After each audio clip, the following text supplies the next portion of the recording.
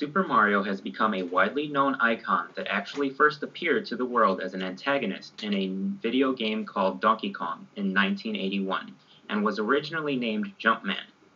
In 1982, Jumpman was renamed as Mario, and it wasn't until 1983 that Mario appeared in his very own title in an arcade game called The Mario Brothers, where he and his younger brother Luigi worked together to defeat creatures from the sewers of New York City.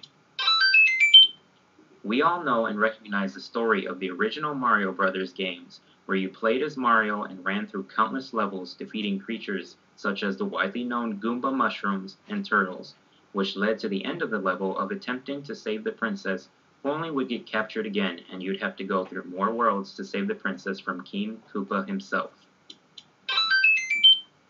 Over the years, the Mario game franchise has evolved from the early Super Nintendo Entertainment gaming system to the most recent Nintendo Wii and Nintendo handheld DS gaming systems, and has adapted new looks with every new game that comes out, while still keeping the original superpowers, power-ups, and storyline of saving the Princess Peach from the evil Bowser.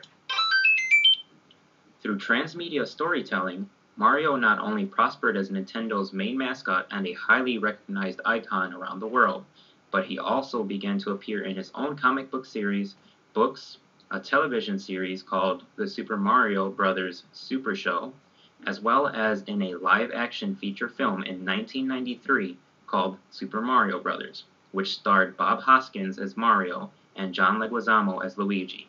Creating these different ways of seeing the popular video game character, more of a story was born, giving Mario more meaning than just merely a New York City plumber who stepped on creatures to save a princess. The comic books that came out as Nintendo Adventure books that told a story about the Super Mario Brothers, but these comics actually allowed the reader to change the outcome of each book and made the comics very participatory in attempting to achieve the one victorious ending as opposed to the 9 game over endings.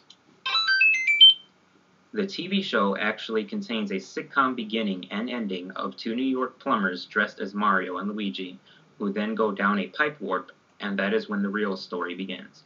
It follows the story of Mario and Luigi's adventures in the Mushroom Kingdom, giving the original 2D story mode the feel of an actual existence and story, and gave the characters a personality, such as the Goomba mushrooms as being clumsy and scared, and the turtles as aggressive and mean.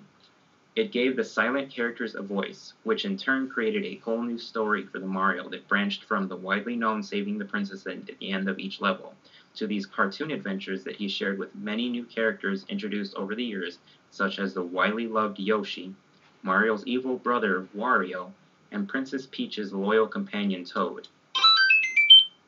The Super Mario Bros. Movie impacted a new story to Mario that was almost overwhelming to some gamers. Although the movie did not hit too big in the box office due to critical reviews, it gave Mario life and a whole new story than any Mario fan was used to.